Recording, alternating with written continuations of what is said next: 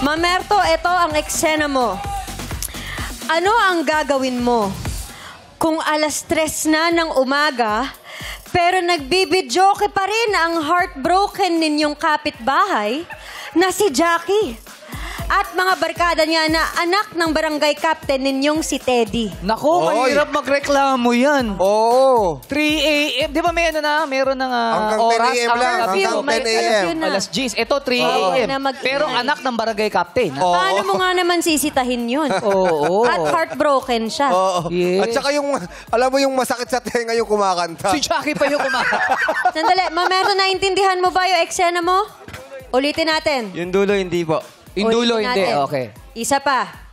Ano ang gagawin mo kung alas 3 na ng umaga pero nagbibidyoke pa rin ang heartbroken ninyong kapitbahay na si Jackie at ang mga barkada niya? Pero si Jackie ay anak ng barangay captain ninyong si Teddy. Oo. Doon ka magrereklamo sa barangay Oo. eh. Kaso ang barangay captain, si Teddy, anak niya tong maingay. Paano mo ngayon gagawin yun? Paano mo irereklamo yan? Paano mo siya aawatin? Mahirap yan. Wow, walang huli, walang huli. Gusto mo ba ng actor's cue? Wow! Ganun talaga eh, no? Pag uhugot ka, actor's cue talaga eh. Oh, ito na. Okay. Alright. Barkada, Ready kompleto na ang eksena. Okay. Ready na ba yung kakantayin ni Jackie? Yes, ready. Ready na? All set. Ikaw ba, Mamerto? Ready ka na ba, Mamerto? Yeah. Yeah. Wow, yeah. Alright. Simulan na natin ang eksena. Sagot mo, show mo! May sakit ba to? Ano ba naman ito, di ba? Totoo ah. Alam mo, Jackie, ako, awang-awa na ako sa'yo eh. Alas 7 ka pa kumakanta eh. Alas 7 ka pa kumakanta. Alam ko, ang tito mo ay panggabi. Kaya walang sumisita sa'yo. Alam ko naman yan, pero bakit hanggang alas 3 ba naman? Di mo ko madadaan sa kakandahan mo eh. Sinaktan niya ako. Minahal ko siya ng totoo. Sinaktan niya ako. Tapos ngayon kumakanta lang ako. Nagagalit ka. Huwag mo daanin sa kanta. Mag-unwind ka. Unwind.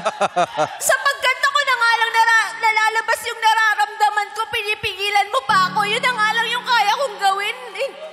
Alam mo, maganda naman yung boses ko. Ay! Daddy! Mukhang galing kaibigan mo. Kap, bakit pinapagalitan mo tong anak ko? Hindi ba alam akong barangay captain dito sa lugar natin? Barangay ko to, bahay ko to, teritoryo ko to, lahat ng gustong gawin ng anak ko. Tsaka tingnan mo naman yung anak ko. Kap, Halika nga. huwag mo daanin sa isa mong mata. Ilabas mo yan. Hindi porket isa lang ang mata mo. Mamatahin mo ako. Hindi kita minamata. Sinasabi ko lang na yung anak ko, nakita mo broken-hearted yung anak ko? Hindi ka ba naaawa sa anak ko? Bigyan mo naman ng siyang time na sabi mo, unwind. Ayan, nag-unwind do. Ang sakit. Ang problema nga, kakapanganak na ng misis ko. Isa lang anak mo, kambal yung anak na misis ko. Ano ba naman? Anak-anak ka, tapos sa amin mo isisisi. Anak-anak ka, tapos magka-captain ka. Bakit? Iboboto mo ako, tapos sisisihin mo ako.